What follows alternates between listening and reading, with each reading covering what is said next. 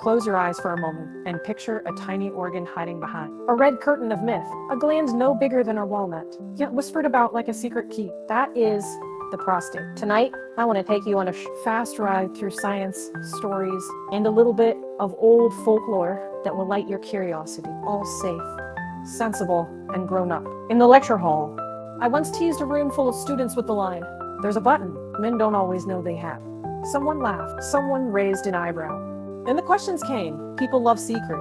And the prostate has been the star of urban legends for centuries. Sailors' tales about magical stones that cure, occult pamphlets that promise transcendence, online threads swapping half-truth. But strip away the sparkle, and science remains wonderfully plain and interesting.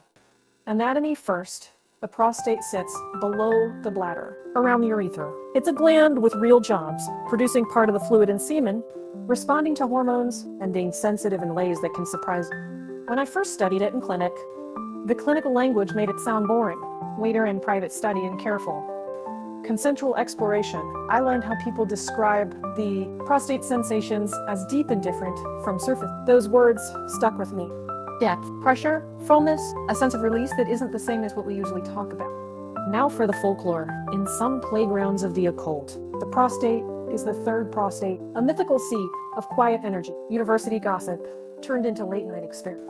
A rumor of a ritual that combined breath, patience, and quiet focus. It reads like a story, not magic, but a reminder that curiosity and attention can change how your body responds. Remember, myth is a frame, not a manual. If you're a scientist or a careful explorer, curiosity should come wrapped in responsibility. Here are the rules I share with my students and friends. Short, clear, and non-negotiable. 1. Know your anatomy. Look at diagrams and clinical resources. 2. Safety first. Clean hand, clean devices, and track what is sterile. Avoid anything that isn't designed for internal use. 3. Lubrication and comfort matter. Dryness equals discomfort. 4.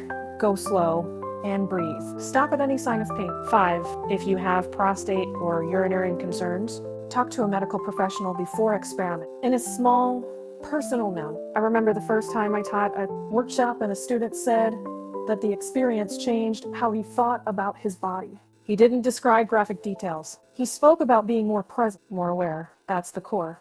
This is as much about nervous system attention as it is about anatomy. Pleasure, after all, is a teacher. It reveals what the body notices when you slow down. So consider this an invitation, not an instruction. Read clinical sources, clear up the myth, and approach any exploration with consent, cleanliness, and curiosity. If you want, I can point you to diagrams, peer-reviewed papers, and reputable educational workshops that will deepen both your knowledge and your confidence. The prostate's secrets aren't occult. They're waiting for anyone ready to learn with care.